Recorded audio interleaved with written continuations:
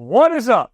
Do not check your calendars. You are in the right month. This is the NFL Brekkie Show. This is the code without an offseason. Yeah, it's late April, but hope springs eternal across our beloved NFL. 32 franchises adding the stars of tomorrow in this week's NFL draft alongside Laurie, Horesh. I am Phil Murphy.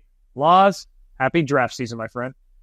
Oh, what could be better than having dove into ridiculous amounts of hours of college football tape, prospects? As you mentioned, this is the time where all 32 teams, whether your season ended in glory and silverware, particularly that old Lombardi, or you were left questioning how on earth you wound up out of the playoffs, out of contention, and out of hope far too early.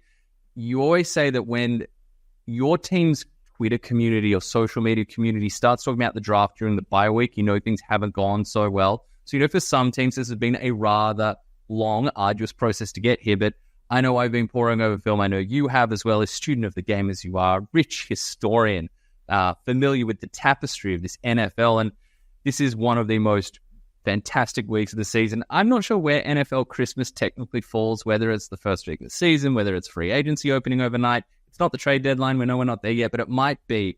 I think NFL Easter is free agency, and I think NFL Christmas truly is the draft. I'm pumped up. I love this part of the year.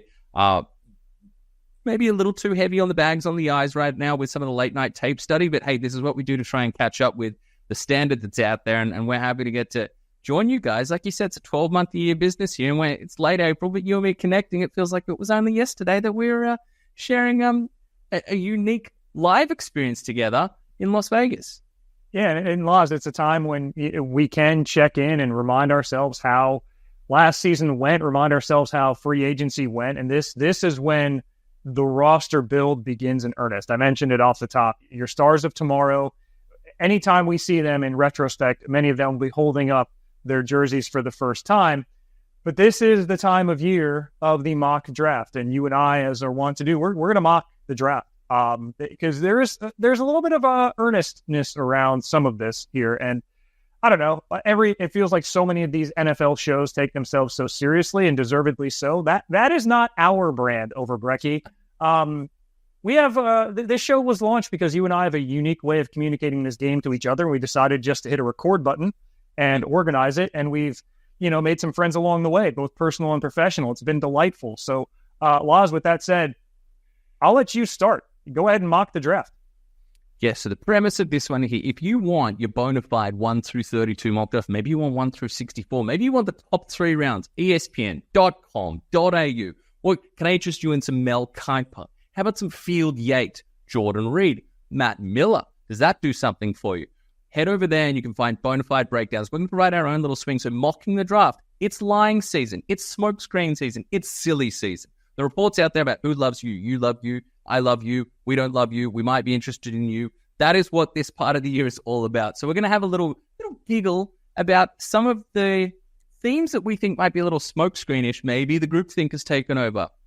Maybe we've just been spent far too long. Maybe we as NFL fans, NFL media, NFL tragics cannot handle football for 2 months. And so our brains have gone crazy concocting ideas. And that's where I'm going to kick off. This idea that Justin Jefferson is bona fide on the table if the Minnesota Vikings are trying to make a move up to, say, 3 or 4. New England Patriots 3.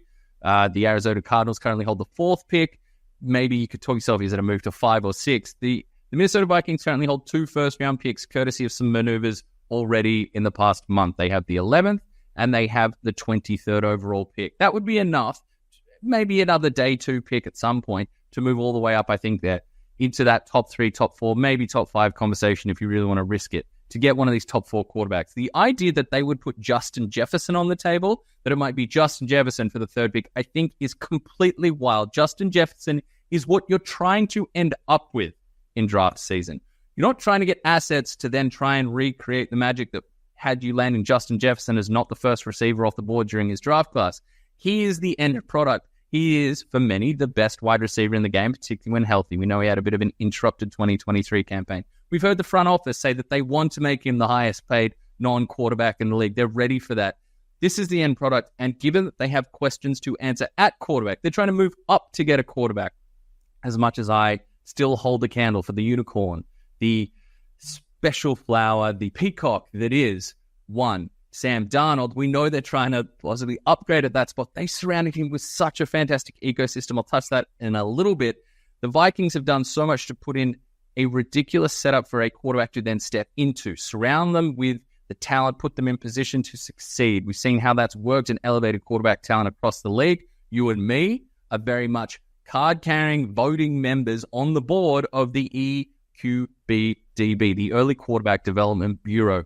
The Vikings, again, we'll dive into this a little bit, have done a great job with that. Why you would rip out Justin Jefferson, arguably the best receiver in the game, one of the best 5 non-quarterback players in the NFL, why you'd rip him out of that system and send him away, only you could bring a quarterback in to then have to go and find a number 1 receiver for. I know Jordan Addison is there.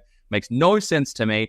That is my mocking the draft. I'm mocking these ideas. I know draft season is long. I know we haven't had football in a long time and we're going stir crazy here, but we are not sending Justin Jefferson away from the purple and gold, particularly, hey, you know what?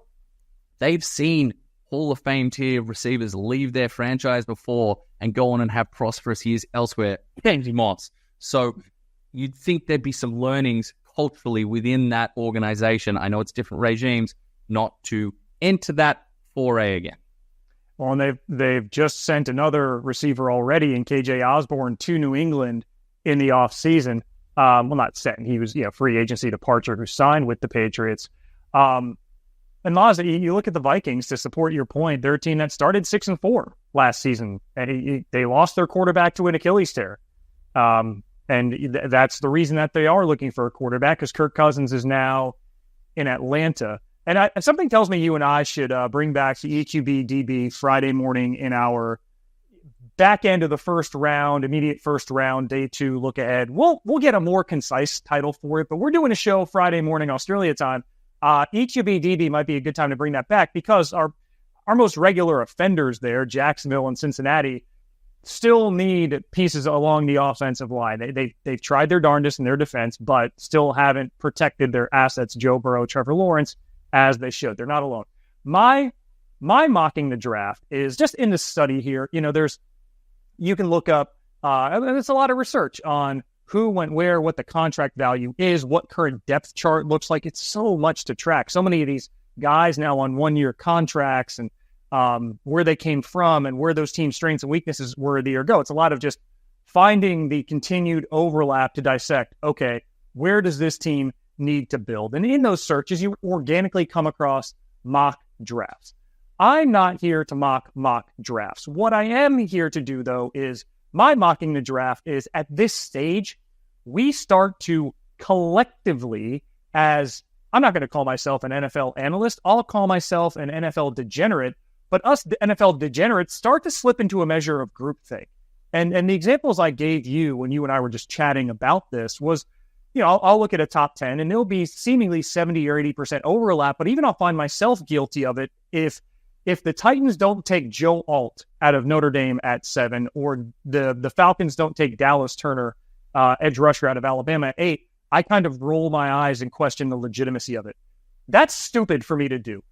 The draft never goes as we expect beyond, 2 or 3 picks. And I'm hearing so many people, the draft here starts at 5, right? They'll say Caleb Williams to Chicago, Jaden Daniels to Washington at 2, Drake May to New England at 3, Marvin Harrison to Arizona at 4, copy, paste, move on. And then we'll see what happens at 5 with the Chargers, whether they solicit a trade, they take next best receiver available, whatever it is. Laz, I don't think the draft starts that deep. I think it starts a lot earlier than that in terms of what we don't expect. And I say that to say this thing is wide open after 3. Mock drafts are a good exercise, but we can't put too much reliance on it, and we can't deviate our thinking and compromise what we've known to be true from hours and hours and hours of work and study and just passionately following this league, because, certain media outlets are starting to deviate toward a certain outcome. I think this draft starts at 3. I believe Elliott Wolf of the New England Patriots when he says 3 is available. You remember with this quarterback class, we're hearing we could have 5 quarterbacks in the top 12, 6 in the top 13 potentially. I don't know, man. You and I were doing this show 3 years ago. We had 5 quarterbacks go in the top 15. How did that go for those teams? Trevor Lawrence looks the part. This is really a year where he's got to take that team to the next step. And you and I will talk about that at some point. I don't know, Friday probably.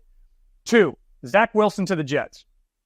That didn't fare well. Trey Lance to San Francisco, who traded up for that spot at 3. He's no longer on the team. Justin Fields at 12 to Chicago. He's no longer on the team. Mac Jones at 15 to New England. He's no longer on that team. And Elliott Wolf was he's on Trevor Lawrence's team. Sorry? Yeah, he's on Trevor Lawrence's team. He's the backup in Jacksonville. And Justin Fields, of course, is Russell Wilson's presumed backup in Pittsburgh. But Elliott Wolf was there. I mean, he was a consultant on that team. He became the director of scouting the next year. He saw what happened if it's like, well, we need a quarterback. We'll take the best quarterback available in the first round. Then if you swing and miss on a QB in the first round, it's a 3-year reset. I'm not here, Laurie Horesh, to discredit Drake May as going in the 3rd quarterback overall. But if you're in that New England front office, you better damn well believe that guy is a Pro Bowl caliber quarterback, or you should probably consider trading down. I mean, this is a New England team that hasn't made a selection in the top 5 since 1994, which was 4 months after Robert Kraft bought the team. This is a New England team that you want to talk about needs outside of quarterback, and yet they did sign Jacoby Brissett to a 1-year deal, $8 million, $6.5 million guaranteed. He can be a stopgap if you take a quarterback and say, yeah, he needs to develop a year. Now, whether that's, Bo Nix in the 2nd round or Pratt out of Tulane in the 4th, whatever it is. This team has so many needs. They didn't have a pass catcher get 600 yards receiving last year. The Bills had 4 600-yard receivers. The Patriots had none. The Patriots also had the worst pass block win rate that we've seen in the NFL in 4 seasons. Long story short, the Patriots have needs. Longer story shorter, I don't think it's a reflex that they take Drake May at 3. I think this thing blows open here. And depending who it is who jumps up to 3, is it the Giants going up from 6 to 3 to take their next quarterback, Daniel Jones, thanks for playing? Is it the Raiders or the aforementioned Vikings making a very aggressive move to get their choice QB at 3? Any of those are a possibility. So trust what you know, trust what you believe to be true about the prospects in this class, and don't let yourself come off the perch about who might be a certain fit somewhere because you're seeing other people just reflexively assume Drake May is going to New England at 3. I don't think it's a foregone conclusion. So Drake May, for me, is my quarterback 2, ahead of Jaden Daniels. I know we differ there, but the general, we're talking groupthink here, the noise that you're hearing most of all is that Jaden Daniels is going 2. And at this time of year, we get all these insider articles, and they're very insightful, saying we spoke to 20 executives and scouts from teams, and this is how they allocated points towards the quarterbacks. And Jaden Daniels quite often does turn up number 2 in those rankings behind Caleb Williams out of USC. Jaden Daniels, if you don't Lewis know, Riddick has him number 1 over Caleb. There you go, Lewis. He's not alone. I believe Dan Orlovsky is very high on one Mr. Jaden Daniels as well. This is the quarterback out of LSU. If you didn't know, Drake May out of UNC, Caleb Williams out of USC. And then we can go on to some other ones. But I think the point here is that New England have options. So we shouldn't feel locked in. And what you're right, we shouldn't feel locked in that they're going to do this. They have options. And those options come uniquely provided out of one, timing. It's a first-year head coach. It is a new regime. It's a new era. You've got new heads of personnel. You've got new GMs running the show. Okay, that's one. 2, you've given yourself time with Jacoby Brissett, who is revered as a locker room character, who is probably somewhere in the top 14 to 18 quarterbacks in the NFL realistically. He's good enough to start in a lot of places, so you don't have to rush this process. He's going to give you solid play. He's tough. He can work in any number of offenses. And 3, and this is an option born out of scarcity, is that you have such obvious issues. You know, your offensive line is degraded. The skill position talent been going on for years and years. That actually is so glaring that no one will fault you for not wanting to start a quarterback this quickly, whether that's drafting one and having them sit behind Jacoby Brissett. And I think any number of Patrick Mahomes benefited from that. The greatest quarterback I've seen play the game. Any quarterback can benefit from having that time to season, get up to speed. Or Aaron Rodgers, Jordan Love. It's not a short list. So many success stories. And fine, what that also provides is that, okay, we don't have these situations, this setup in place. So we can draft someone, like all the mocks say, draft someone at 3 and have them sit, or we can trade back, gain assets, and build the infrastructure around them, yeah, okay, we'll kick our decision down the road, but maybe the decision down the road leads us to not picking QB3 off the board, whether that's our guy that we're in love with or not. We don't know how this is going to crumble. Maybe it ends up with us having a shot at the second best or the best quarterback in a draft down the road. And I know people will point to future draft classes if you swim in these waters, and they'll say it's not as strong as this draft class in 2024, 2025 is not going to be as strong. There's no Caleb Williams. Well, there was no Joe Burrow 12 months before Joe Burrow ended up being the number one draft pick. Jaden Daniels was not Jaden Daniels. I'm not just picking LSU quarterbacks here, but he was a fourth-round pick. He was a fourth-round projection heading into this season. Going into his ninth year starting in college football, if you ask some people. Like, this is... So they have the benefit through some of their own roster inefficiencies and lackings, and also because of how they've set things up with a new regime and someone like Jacoby Brissett. Bottom line is, all this is to say they're not locked into having to do something. They have options. They have different pathways to a successful build. And the Patriots have to know, and you would think that whilst it is a new era there, the success that they've had, they know that the successful build of the roster is the way forward with your new young quarterback. So I think it's a great point. We are all locked into this 1, 2, 3 with the Patriots standing there, but it would not surprise me one bit if that pick is way more up for sale than we are anticipating, and the Patriots could trade back in a draft where, what do we think they need on the offense side of things? Skill position talent, wide receiver talent, offensive line. You could trade back. You could probably pick up 3 premium assets, one of which is probably going to be next year that you can use for extra ammo if you want to move up for a quarterback in next year, and you could use the extra assets that you've gained, the 2 premium picks in this draft to go offensive line, wide receiver, 2 areas that on day 1 and day 2 are chock full wide receiver carries going into day 3 as well. Yeah, Laz, and so that's how I know you and I both feel about this. Is that, I mean, expect the unexpected is a cliche, but this, as much as we can look at however many Main Street outlets you want to name, the NFL has 32 front offices, and those guys are all guys who like to say "I told you so" alpha males who are not as subject to groupthink, and so to assume that the 32 of them are going to ride the wave, I think, is just inaccurate. What makes this process and the draft, which is Thursday night locally in Detroit, Friday morning, of course, in Australia and New Zealand, so compelling. But a staple of our show is the off-season, the proverbial school break, the long summer holidays. Well, here in the U.S., you guys, your school system, it's all sorts of breaks and things. That time of year when somebody comes back and they took care of themselves in the time away. We call it abruptly who got hot.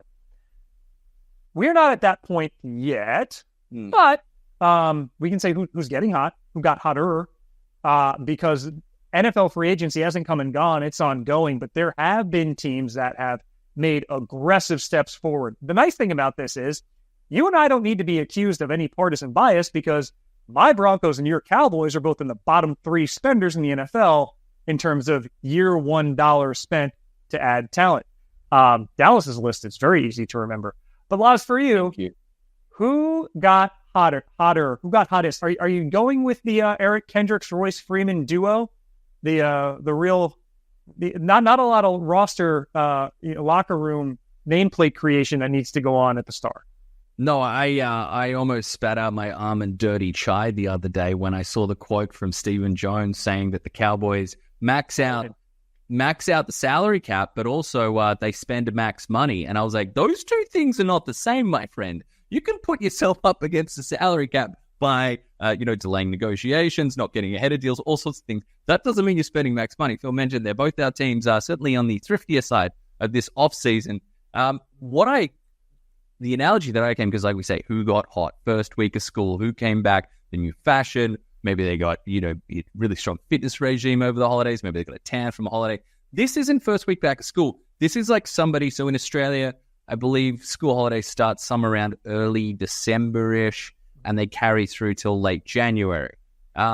This is more like someone has a New Year's party, and it's been about a month since you've been at school with everybody, and you go, whoa, there's a change there. Something's happened here. So that's what I'm going to throw this one to. For me, I was tossing up between two NFC North teams here. Detroit Lions felt a little obvious here. They were a sweetheart darling of 2023 that absolutely came through. They're picking 29th in the first round of the draft. That tells you all you need to know about the success story that the Detroit Lions were last season. So I'm going to go to another one, and I've mentioned them. The Minnesota Vikings. They're the ones that are getting hotter. Not hot yet, because that quarterback position, as much as I said, got a lot of love for Sam Darnold. It's not settled yet. But if you look at what's going on, they have talent on the offensive line. Jordan Addison, Justin Jefferson, who will not be traded. This could look really bad soon. TJ Hawkinson at tight end. Kevin O'Connell is a head coach whose stock has continued to rise through the offseason, as well as more and more think pieces, more and more discussion, more and more interviews reflect the reverence that he has from his counterparts and around the league as a quarterback developer and offensive call in, someone who puts someone in position to succeed. Defense is a work in progress. I think they definitely upgraded. They made some additions in the offseason, but they also are a team that punched above the general depth chart expectations that we might have thought for that Minnesota Vikings team going into 2023. A unique, not officially a trade, but just a swap with Jonathan Grenard going from the Houston Texans, being a big money signing by the Minnesota Vikings, whilst Danielle Hunter leaves the Minnesota Vikings in free agency and becomes a big money signing of the Houston Texans. So the pathway is open there. So, and we'll see if that's a team that we talk about in a sec, but they're definitely a team for me that it's not quite hot yet. And there's still turbulence at that QB position, and that will be determined over the next week, I think, with so much expectation that they're going to move up. They're going to be jumping into the top 4 to take. Is it a Jaden Daniels? Is it a JJ McCarthy? Is Drake May someone who slides? Who knows? But there is going to be an addition there at the quarterback position, we feel. And so much of that surrounding setting points to, we talk about the early quarterback development bureau. They're giving ticks so far. There's a big green tick left to be done at Signal Caller, but I love what we're seeing constructed there. And they're going down the path of build the infrastructure, drop the quarterback in.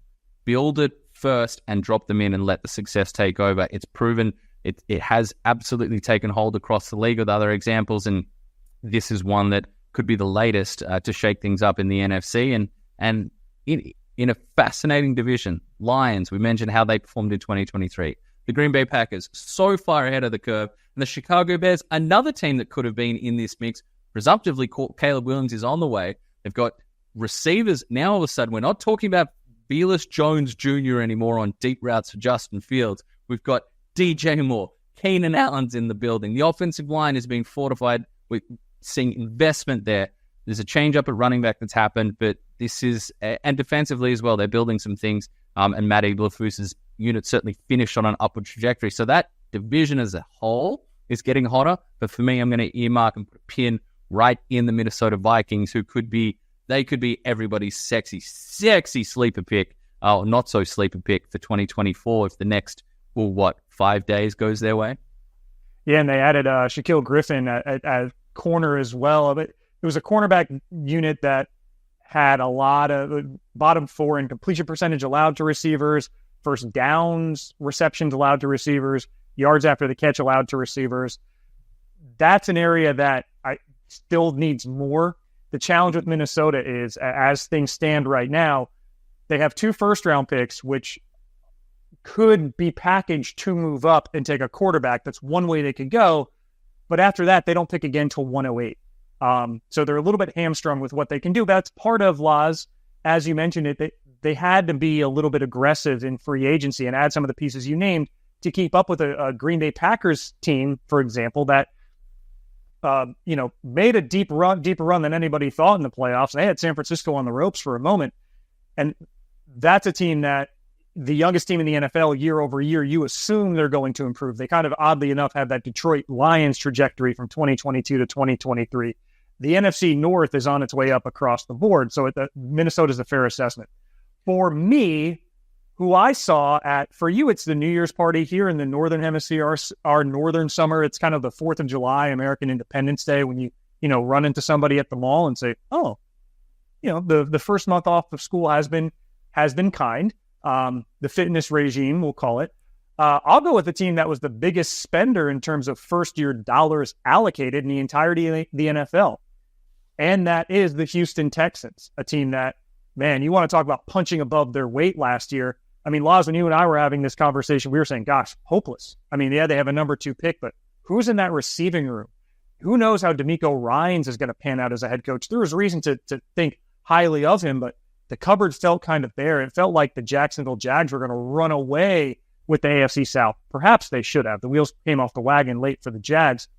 But man, you got C.J. Stroud, who had one of the better rookie seasons we've seen in the last quarter century. D'Amico Ryans, magnificent coaching job. They got one of the steals of the draft in Tank Dell. Nico Collins carried the weight. And now let's go through the Texans offseason. They got a new wide receiver 1, Stephon Diggs. They bring in Joe Mixon, a veteran running back out of the backfield that we know can do it with his hands and between the tackles. Yeah, cornerback was a weakness last year. They allowed a ton of big plays, 34 completions of 20-plus air yards. Only Cincinnati allowed more, and Cincinnati allowed 1 more. They got chewed up in the slot in terms of completion percentage and completions allowed. So what do? We're just going to start throwing darts at the wall. Jeff Okudah, former high first-round pick, 1-year deal. Miles Bryant, 1-year deal. C.J. Henderson, 1-year deal. Lonnie Johnson, 1-year deal. Mike Ford, 1-year deal. Bringing in those guys. You mentioned they lose Jonathan Grenard. They bring in Danielle Hunter and save some money in doing it. They had big needs at defensive tackle, and I still think they'd benefit from adding a defensive tackle in the draft, but they bring in on a 2-year deal Danico Autry, Foley Fatukasi, Tim Settle on a 2-year contract. So it seems like all the holes they have, they're plugging in free agency.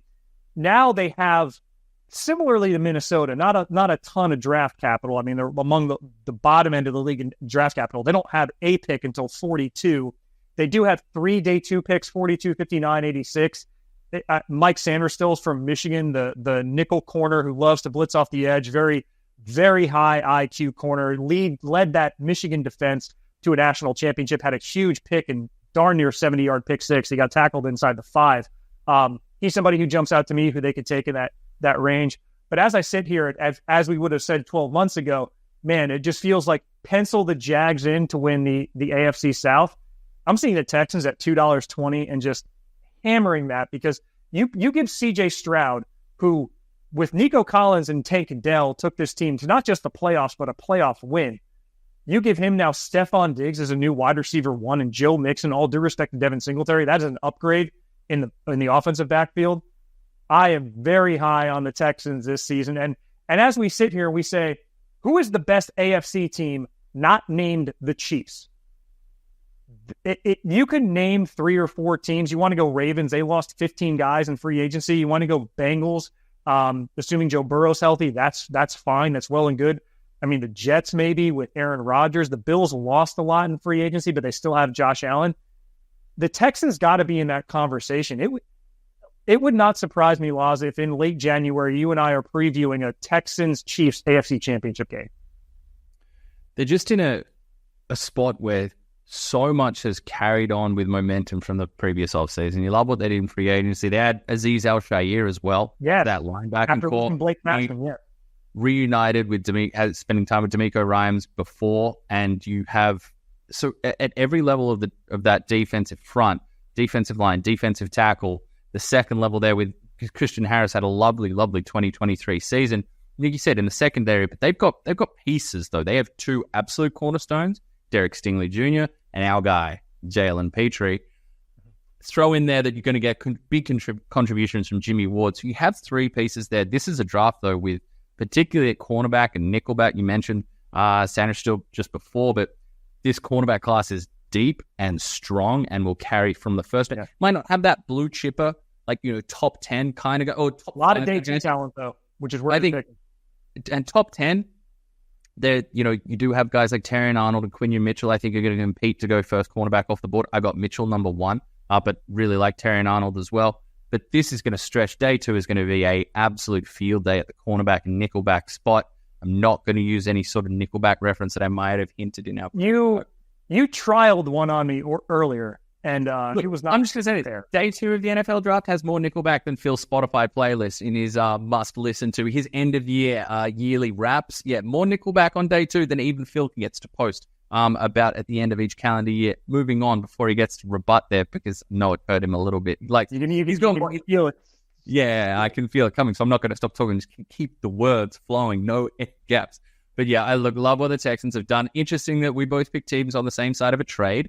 And this is as part of the the Texans moving back and the Vikings moving up. It gave the Texans have that trade off of adding the day two capital in 2025 with the move back, but obviously spending in terms of day two capital and acquiring Stephon Diggs. So nice balancing there, but that's where their picks reside. They've got those day two picks, and there's so much talent there. I think you're going to hear a lot of people say there's definitely there's somewhere between 15 to 15 throwing the quarterbacks, high teens, blue chip, true first round graders. And then from the mid-20s, early mid-20s through I think you could say through the 70s almost, there is an expectation and a feeling that there is a whole lot of flatness in a good way talent. The talent stays sticky and consistent through that run. Boards are going to be all over the place. People are going to have rankings, and their stack of how they have the positions lined up and where everybody's lined up is going to be all over the place because of that quality and parity that exists in a really strong class, particularly in that day two range for me. So I like that. That makes a whole ton of sense. So, and that backfield as well, it went through some read. Obviously, Devin Singletary was there. They bring in Mixon. Clearly, Bobby Slowick and D'Amico Ryan's looking for a more custom fit for what they want to run. There, Damian Pierce certainly didn't feel like he was a match for Bobby Slowick's offense. It's a running back that, while we're talking about draft weekend, wouldn't be surprised if someone doesn't get a running back that they need over the draft, and maybe they put in a call to the Houston Texans. Since Pierce showed a lot as a rookie, clearly didn't seem like a fit in the first year of the Slowick scheme there. So we'll see how that plays out. We expect round 3, kind of late round 2 through round 3, early round 4 for a lot of running backs to go off the board as well. Yeah. I think if you're tuning in around lunchtime, the back end of day 2, we're going to see the running back start to go. And if you're up at 1, 2 in the morning, Australian time on the East Coast, hey, Perth guys, maybe if you're enjoying, maybe you're having a nice late evening, you can tune in because it'll be a little more friendly there, maybe around midnight-ish. But as round 4 kicks off, I think that's where we're going to see some underrated and decent quality of running back in that area. Running back class does not have your top end. You're going to see, here's the cliche, right? There's no Bijan Robinson in this one. There's no Jameer Gibbs in this one. Yeah. But there is quality talent in that day 2 into day 3 range. It's not the deepest. It's not the, and it doesn't have the high end, but it does have that nice middle class where you can find a lot of talent at the running back spot. While we're on running backs, those Minnesota Vikings, nice friendly face waiting for whoever plays quarterback there. Mr. Aaron Jones, another great off-season addition for good value. But that's who we think has gotten hotter at this midway point. The first little bit of summer has treated them well. They're feeling very strong about how this little period is going. A nice building of momentum, either from the Texans that they built to close 2023, or the Vikings that they really kind of embraced change. Obviously, with Kirk Cousins out of town, but lent into making sure the next guy throwing passes there in Minnesota is set up in the best way possible. Well, Boz, that's looking at the draft from a team perspective. That's the 2 ways to look at it: top down. Who are the NFL teams that have positions of need, and where they're going to be looking to fill them? There's a whole other half of this. That's the bottom up, the other side of the proverbial Oreo cookie. The guys who are coming up from college. What are their strengths? What are their weaknesses? And can we find that perfect meld, that perfect fit of need and scheme and play style and strength to make an immediate contribution in the NFL? I mean, yeah, some of these guys, all well and good, they could, make impacts in 3 to 5 years, but we're really eager to find the guys at day 1, day 2, day 3 who are going to make that impact in the 2024 season. So that is our draft crushes. Who are you crushing on day 1? All right, let's start. I mentioned it's a good wide receiver class, and you're going to hear a bunch about the big 3. You're going to hear about one, Mr. Marvin Harrison Jr. out of the Ohio State University, about 6'3", an absolute artisan as a route runner, technician, but with the physical dominance. Ridiculous package. You're going to hear about Malik Nabers out of LSU, explosive. This is a big play waiting to happen at any point, anytime. This is someone who you hear his 7-on-7 football highlights from back in the day, the stuff of legend, apparently. This type of open field havoc he can cause. You're going to hear about another wide receiver whose name I won't mention just yet for soon to be obvious reasons. It comes from the University of Washington. Then there's wide receiver 4 for me, Brian Thomas out of LSU as well. Malik Nabers' teammate, 6'3", around 209 pounds, runs low 4.3s in the 40. Unbelievable speed. Length, can play big, can use that frame and that length to play big guy receiver, get up, elevate. There's explosiveness in his movements, in his ability to take it up to the penthouse suite, to get up and elevate. He can play that big receiver role, but he also sinks so well. It looks like he gets into almost a sprinter stride early in his run with how low and explosive, and there's a slinky elusiveness to the way he moves his body that, look, this isn't the Justin Jefferson power hour, but there is some of that body elasticity that he boasts that does remind you of that in some ways, but he's a lightning striker. He is a big play threat. You can take it down the field. He's an underrated route runner. I think there's more nuance to his game, more physicality to his game than he gets credit for. But for someone at 6'3", who's moving that fast to get in and out of his breaks so well, so crisply, to sink so well, there's so much to like here. Good hands. This is a guy that I know the big three deserve their absolute props, and we'll touch on that. But he is, for me, clearly number 4. And I think he fits. He certainly has upside to be a team's number 1. When we get out of that, people start talking, this guy might be a 2A, really good number 2. I think this is the last receiver that obviously his profile as we stand today, to me, it's clear that he could be a team's number 1. And what he could add at every level of the field, love Brian Thomas.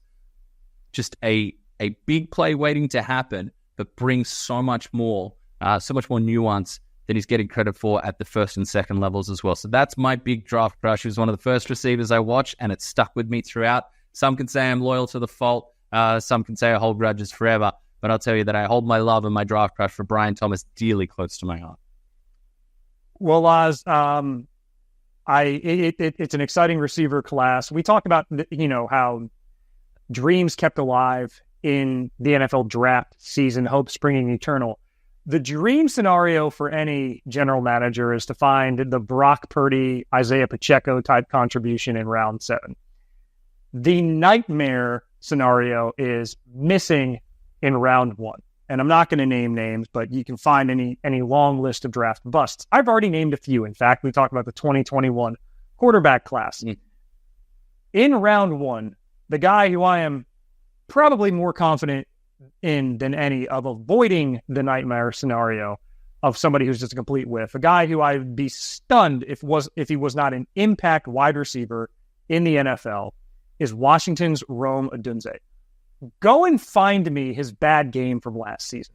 You don't need, I'm watch tape if you want, or you can pull up the game log on ESPN.com. His worst game was like 5 catches for 70 yards. A multiple touchdown game. And this is not a soft schedule that Washington played. They played 4 top 10 opponents. They played 7 top 20 opponents. And beyond the consistency is the polish and the ability to make contested catches. He tied for the FBS lead with 24 contested catches. And you'll hear scouts and analysts always say, every catch is contested in the NFL. You're getting very few wide open receivers unless you're playing one of the teams that we've talked about that just had an absolute mare at corner last season. But most of the time, you've got a body right on you and you're having to use your hands, use your body, shield off a defender and make a catch. Rome Odunze did that. He did it in the red zone. He did it deep. The only receiver who was more productive in the red zone than he was Marvin Harrison, who some have tabbed as the top overall prospect in this class. He runs in the mid 4.4, so yeah, he's a big body, but he's not slow. And sometimes when you get like an undersized, speedy receiver, even one who is just incendiary with the ball in his hands, you kind of need to scheme him into space. You don't need to scheme Rome Odunze into space. You need to trust his ability at the high point of routes to come up, high point the ball, and make a catch. Where he goes, he could go anywhere from 5 to LA, 9 to Chicago. I don't think he gets out of the top 11. And I think whoever gets him is going to get 5 to 10 to 12 years of Mike Evans level consistency year over year. But Mike Evans is kind of boomer bust game to game. He'll go 20, 130. Rome Odunze is pencil him in for 6 catches, 60 yards, and a touchdown almost every time he gets on the field. The ability for him to produce at every level of the route tree with such consistency and yet still be explosive down the field, still have those hard plays. Look, he has touchdowns that should be worth more than 6 points. And this is not a shot at Michael Penix Jr., But there are some balls, and we'll see. You'll see the B-roll run this weekend when you're watching them talking about the draft. You'll see it run all week when studio shows on ESPN are talking about Michael Penix. You'll see some gorgeous touchdown throws. You'll also see some throws that go up there, and you go, oh, that at the next level might get picked off. And the reason it didn't at this level is the man that Phil has just been talking about, Rome Odunze Jr., a outstanding talent, probably of the big three. He's some teams, I'm sure he's some teams wide receiver one. I think of the big three, he probably gets the least amount of... takes him will claim he was their wide receiver one. Absolutely. This is natural for the post round one press conference. We had 15 guys on the board with round one grades, and this guy was number one. But Rome Odunze probably gets the least amount of explosive shine compared to neighbors and obviously Marvin Harrison Jr. But what he possesses, what he brings to the field, it would not surprise me at all if he's the best receiver that comes out of this class. So that makes a whole bunch of sense. And the character as well, the football character looks really great. The football character is something that the more you see interviews of him, the story about him working constantly at the combine after the reps had stopped because he wanted to get the time that he wanted. Maybe it wouldn't go down on all the official stopwatches, but he wanted to achieve the time he wanted. That type of stuff is going to carry just extra weight on top of what he's put down on field, what he's done in testing. And not only, he had talent around him with Jalen Polk and Jalen McMillan, who we both expect will be day 2 picks, also out of the University of Washington. Both of them dealt with injuries this year, and they're in the middle of the game, and things need to change schematically, and suddenly Odunze's facing more pressure. Again, my best case for him, go look at his game log. This and last year. I mean, he had a 1,000-yard season in 2022 as well. He is set your watch to him, fight consistency. Laws, for you, who's your draft crush on day 2? So I think on day 2, we've both gone and grabbed 2 here because it is such a phenomenal part of the draft. I'm going to give one on offense and one on defense. I've done my wide receiver. On defense, look, every year there's going to be a Big Ten cornerback who plays in red and plays tenacious and fiery and feisty and has Marlon Humphrey-style moments where he flies downhill and blows up a screen pass or blows up, a swing pass out to the flat. It's been Cam Taylor-Britt before. This year it is one Max Melton out of Rutgers. You hear Rutgers, you think tough football, but this guy, explosive athlete, good, really good vertical speed. There's hops to his game. Not overwhelming size, but he's tall enough. He's got it. It's not. We go through this with some of these cornerbacks where it's like, he's 172 pounds. You're not facing that issue. It's a solid size speed, really nice length though. He's got longer arms than you expect for his frame, which helps. I think this guy's so willing in the run game. And I know we're talking about cornerbacks, but we'll start with the run side first up. He's willing to throw his body in there. He's willing to throw his hands in, try and rip to disengage and make big hits. He will make splash plays. He will help out he's got inside-outside experience. He's played close to the line of scrimmage in the slot, and he'll help out in the run game there, get in on some backfield production. So you got the willingness, the physicality. I don't think there's overwhelming technique problems with his tackling ability either, because you do see that with some. We talk about this with cornerbacks, and there's plenty in this class that do either the want-to isn't there or the want-to is there, but they're doing the dreaded shoulder duck roll at the ankles that just freaks me out. Spent enough time this offseason contemplating more of those as people rallied again, got into hip drop tackle debates, but we'll move on. But then coverage wise, he can carry the receiver upfield. There's no issue with space there. There's nice physicality. He'll get into it off the line of scrimmage and he'll throw some hand fighting, some jabs there at playing press coverage. He'll use the sideline. I think he plays very intense and you can see his motor run hots. I think there's some freneticness a little bit with the feet sometimes, and I think at really sharp breaks, he'll give up a little room of separation just at those break points in a route, but he's got this catch-up speed to make up for it. If you want to drag him across the field, he's going to run in your hip pocket. I think there's so much to work with here. Yeah, there's some polish that could be added there. I think, he plays frenetic. Some of the feet get there's a few extra steps here and there because he is running so hot, but there's so much talent to work with here. The competitive intensity is there. You love the attitude he plays with. You see plays where he is making tear away. There's a big game break down the other side. You've got a ball carrier up the field, and then he puts the effort in to drive from who knows where on the other side of the field to come in and make the tackle. So all those things considered, this is a day 2 pick that I love. So Max Melton is my first one, a cornerback out of Rutgers University. Yeah, I mean, Law's 4.39. Really good eyes. You can tell he reads the play out of the backfield and then explodes on the ball. 8 picks, 21 pass breakups last. Lot of ball production. For the Scarlet Knights. Which and there's no shortage of teams that will be looking corner in round 2. And to their credit, there are a number of good options. Just like you like Big Ten cornerbacks who wear red, I like rangy middle linebackers who are volume tacklers. I mean, we've done this, gosh, probably our 4th draft doing it, and it's Kenneth Murray, it was Patrick Queen, it's been Nick Bolton.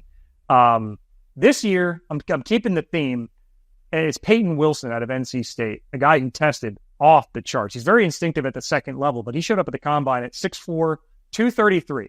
That's a big dude. He ran a 4.43, and that was hold up. We knew on tape he looked fast. He had 138 tackles last year, 69 solo, 69 assisted. Also productive in terms of he can get after the quarterback if needed. Reads running plays really well. He does a really good job of clearing his eyes, so he can diagnose run, explode to the outside, or diagnose pass and close pass windows really well. You and I were talking earlier, and you had thrown out a Luke Kuechly comparison. Kuechly was, I mean, if not for injuries, he was on a Hall of Fame trajectory. But he was a guy who went top 10. That's when middle linebackers would go there. So this is the kind of the positions lost a little bit, but I think he can be the middle linebacker in a 4-3. He can be in a 3-4. Only a few teams, even though there's been a ton of turnover at defensive coordinator. I think we have like 17 first-year defensive coordinators across the NFL. There are only really 2 teams that I think are going to switch scheme, Green Bay and Philly. But that aside, I think Peyton Wilson can fit really for any program. And he's somebody, as I think we get, this is a day 2 crush. It would not blow me away if he was somebody who was one of the final picks off the board in the first round. I think so highly of him as a player, his productivity in the ACC, but now, moreover, how well he tested at the combine. He's a guy who's just, it seems like teams would want that 5th-year option on, that 5th year of control, and could be a franchise defensive captain for the next decade. I love that pick there. Big fan of Peyton Wilson's game. What we have seen talked about with him, he's had 2 years of clean football, but prior to that, we're talking about a lot of injuries. There were multiple knee injuries dating back to high school. There's been multiple shoulder injuries as well that required surgery. Now, he's had a good run for the last couple of seasons. That's the reason why he's not getting talked about more as an off-ball linebacker making his way into the first round, because the tape is that good. We're in the state of North Carolina. We're talking about, Luke Kuechly's name is getting thrown around, and that's certainly a part of the country where they're not going to throw that name around willy-nilly. But the man has so much playmaking ability, so much smarts. Love that he's aggressive coming forward and making these impact splashes for a defense. Again, run and pass. He's my top linebacker, so I love that you've tagged him there. And whoever picks him up and takes, yes, there's a medical risk there, but takes that shot on day 2, I believe, he's going to get a hell of a football player in the middle of that defense. After a year where we saw the impact of off-ball and middle linebackers on the NFL playoffs, and just the teams that had invested there and have that primacy of talent there certainly excelled in the postseason. All right, my second one. I've gone wide receiver. I've given you a cornerback. Now it's time to dive into the trenches here. I love this. Is a great offensive line class. The tackles are going to dominate the talk early. Couple of players with some tackle guard or guard center versatility, perhaps in that back half. Round 1, maybe 1 or 2 of them slides into day 2. The tackles are going to get a lot of the hype early. That's fine. So they should. It's a ridiculous class up top. But then we get into the interior offensive linemen. And the interior offensive linemen into day 2, maybe into day 3, I think, as well. They're going to get their shine. For me, let's go with one tackle, a right tackle who's got left tackle pass. A right tackle who was a blindside protector, which is not usually how it works. And that's Roger Rosengarten out of the University of Washington. Troy Fautanu, who played left tackle for the Washington Huskies, protected the open side of the offense because Michael Penix Jr. was the quarterback. He's left-handed. Roger Rosengarten, who was a left tackle in his first couple of years in college, and then he requested to move to the right to protect the blind side of Mr. Penix Jr. there. This guy has phenomenally light, dances feet. He's not the biggest tackle. He's around like the 310-ish pound mark, around 6'4", 6'5". He's not one of the 6'7", 6'8" guys that are coming in there at 330, 40 pounds. But he's phenomenally light.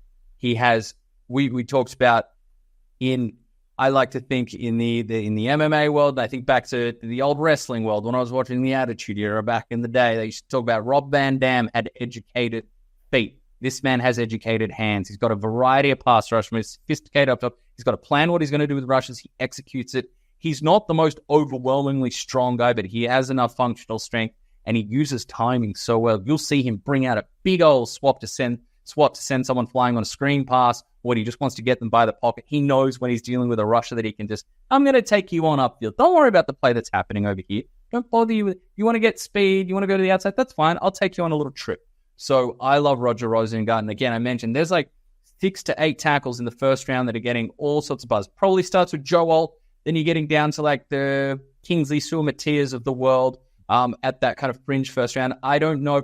As I say, Mel Kiper has flirted with getting Mr. Rosengarten into the back end of his first round mocks. For me, I love this on day 2. I think it's someone that goes off the board probably in the first half of round 2, and someone who's going to be very happy with someone that, yes, he's been tagged with the right tackle designation with his starting tape at the college level, but he's got a left tackle background. And we know that he actually made the move to right tackle, not because he was a limited athlete. This guy ran the fastest 40 out of the tackles at the combine and showed plenty of other great athletic testing, but because he wanted to show that he could protect the blind side. Really interesting guy, really interesting player that is perhaps sleeping a little under the radar, but has absolute upside at the next level. Well, Laz, I think beyond the fastest 40 time amongst offensive tackles, it was the fastest 40 time at the combine amongst 300 pounders. Anybody who ticked over 300 pounds, he had the fastest time. Again, you're not regularly needing straight line speed, but it does speak to his ability to move in space as needed. I don't know what his ceiling is. I think his floor is Miami at 55, because if with their left-handed quarterback, if they know and how poorly their offensive line played, as Miami lost 4 of their last 6, and over those 6 games, their pass block win rate was 31st of 32 teams. I think he's somebody they would pick up if he got there to 55. I don't think he will, but I think that's his absolute floor. You want to be absolutely floored. My other guy in day two that I have to give a little shout out to, Kieran Amagaji out of Yale. Just watch the tape. You'll know when you see it. The offensive tackle, he doesn't need the little circle around him to tell you who's who. You know who it is. Playing in the Ivy League, he, as an NFL day 2 prospect, is physically superior to every person he stood across. He was merciless. He was a man amongst boys. It looked like a big brother wrestling with a little brother on the couch. And how is that going to translate? There is some rawness to his game. So because with that day 2 grade, if you're a team that has the ability to say a Philadelphia, where you've just locked in Jordan Mailata for 3 years, you have Lane Johnson, who's 34, who's your projected starting tackle. If you can say, all right, we built one more raw tackle into a guy who's tied to the franchise through 2028. Shouts to Jordan and his watch party in Queensland coming up Friday. But taking a similar approach with the Kieran Amagaji or any other team that says we need offensive line depth. This guy has 36-inch arms. He is a massive, strong human being, has the things you can't teach, has a nastiness to him, and it's just a fun tape to watch. And he has a very high ceiling as a player, which is why he's my day 2 crush, because he's a guy that it wouldn't blow me away if in 4 years we're seeing him, make the rounds Pro Bowl weekend. This is, when you look at a smaller school or an Ivy League prospect, you want to see them make everybody else look like they don't belong on the field with them. And that's what you get here. The length, the ability to sink, the power. He's got nice athleticism, and he makes people quit. He makes some of these, future legislators and senators, and, Fortune 500 CEOs. He makes them want to tap out.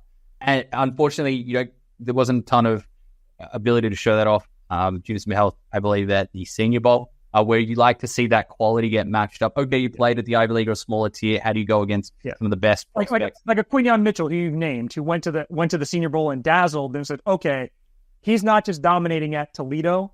He's a guy that can go up against the SEC Big Ten best, and that's why he might be the first corner off the board. Perfect. But this is such a tantalizing prospect, and he's not the only raw athletic tackle that we're talking about. I mentioned Sumatia before out of BYU. I think there's a lot of rawness to Tyler Guyton. We'll see if he gets his name called in the first round. So this isn't lost, but you expect the football IQ and the mental acumen to take on the new level. You expect it to be pretty solid coming out of Yale. Not to cast generalizations there, but no, this is a phenomenally fun watch. And for me, this reminded me of watching Max Crosby at East Carolina University. Eastern Michigan University, sorry. Yeah, East Michigan University. And just watching him absolutely toy with offensive tackles. This is flip the line of scrimmage. Now we've got an offensive tackle doing it to defensive ends and pass rushes, edge rushes that just did no mas. No, Kieran, I'm tapping out here. So I love that one. I think we've got our hearts are swelling in the same areas. My last one. And you know what? I thought, I'll go to a position I haven't done. No, I'm staying on the offensive line here. I'm staying on the offensive line. And you're staying with Ivy League guys, are you not? Yeah, let's stay with some high-end education there. Hunter Nourzad, Penn State. Nourzad, Nourzad. Hunter Nourzad, center. Has some guard history as well, but interior and tackle. He played tackle all over the place, but definitely projects inside here. And I think you're going to see him as a center. This is the guy, who knows, maybe he does get his name called late on day 3, but I think late on day 2. But I think generally the expectation that he could be one of the better centers on the board for day 3. Smart, solid, technically proficient. He's not an overwhelming power player, but he has enough strength and with his technique to be able to settle down and contain things. I think there's definitely enough lateral agility there. He's got some quickness to his game. He's aware when you get, stunts, twists coming at you or blitzes. He's able to pick those up in more than ample time. And look, the dude's got an Ivy League. He's got an engineering degree from Cornell. You know who else had an engineering degree and played center for a long time and should have been longer? Let's take a trip to North Texas or one Mr. Travis Frederick, a very, very, very savvy operator and a very intelligent man out of the University of Wisconsin. This time we're going to Penn State. But Hunter Nourzad for me, that's a draft crush for me, just an appreciation of the guys doing the dirty work on the offensive line in the trenches. And maybe I'm projecting this a little bit because, my team that I go for from North Texas that could use a center right now. Well, Oz, my day 3 crush, and I'm hoping for the reverse jinx. I just don't want this dude to end up in Kansas City as an unabashed Broncos fan. Shouts to the New Jerseys, by the way. But D'Angelo Hardy out of North Central College, Division III, he might not get drafted. I do think a team, if he doesn't get drafted, he's going to be the first phone call for 30 franchises as an undrafted free agent. So I do think somebody's going to take him in the 7th round. Because of all that he can do. When I tell you all that he can do, Laz, this is a guy who he played defensive back for Kennesaw State, for the Owls, made the transfer to Division III, North Central College. He had, I believe it was his mom who was sick and passed away. And as his career progressed and he started putting up unbelievable numbers in Division III, he spoke to the loyalty and the support that the coaching staff and teammates showed him while at North Central, saying, as he was getting ready to enter the transfer portal, he couldn't guarantee it would have that same family environment. So he stayed. 6'1", 203 pounds. 2 years ago, he had a 20 touchdown receiving season. And that's when he got on the radars of NFL teams, just scouts showing up at things. Well, he repeated that this past year, except he went 20 receiving touchdowns. He had 5 rushing touchdowns. And he went 3 for 3 passing the ball with 3 touchdowns. There was a Division III tournament quarterfinal game against Wisconsin lacrosse this past December.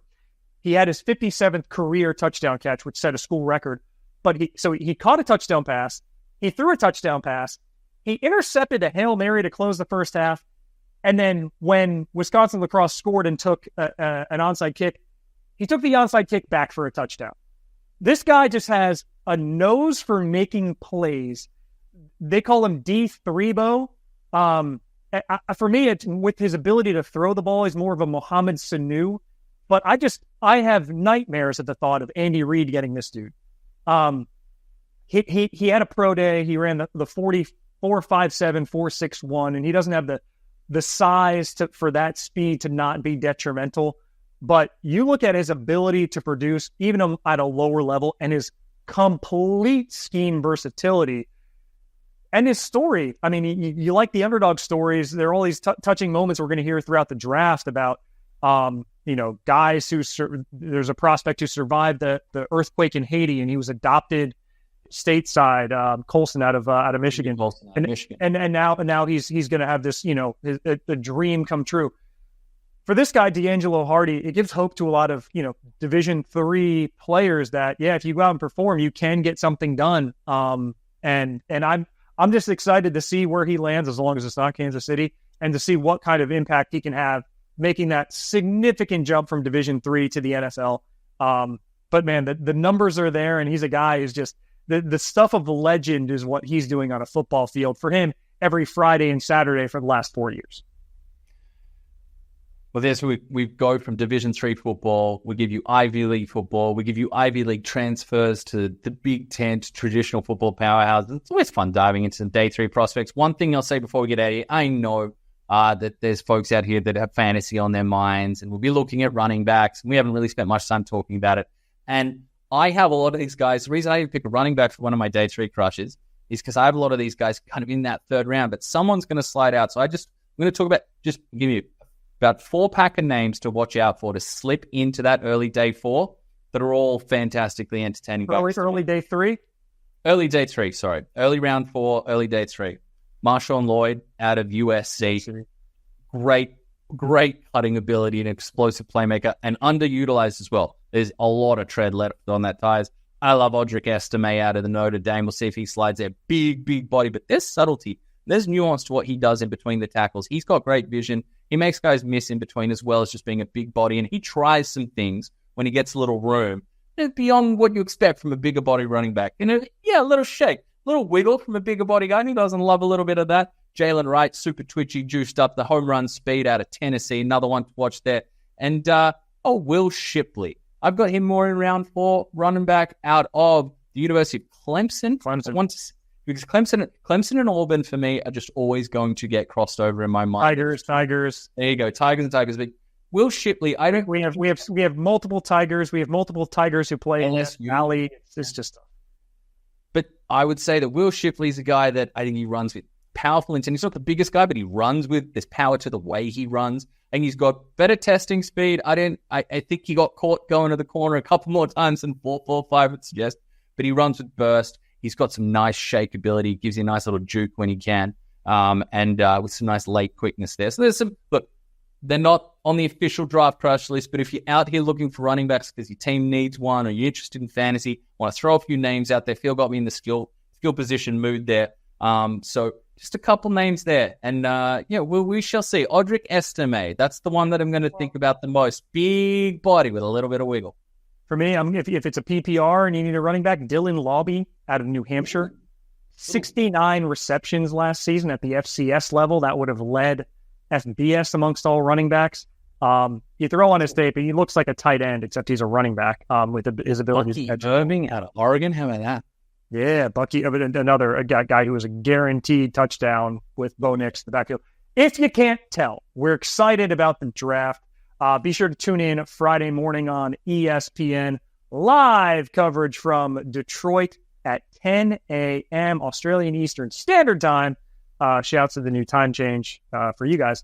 Laz, I understand you're going to be on the road getting some great content. We will leave that till it comes out. Very excited, as we all should be. And then you and I will be chatting toward the end of round 1. We'll be on social media, let you know exactly when we go live. It's 1 p.m. Australian Eastern is what we're talking. All right. So yeah, it's 11 p.m. by me. I'll be awake, and we'll be chatting all things first round reacts, day 2 looks ahead.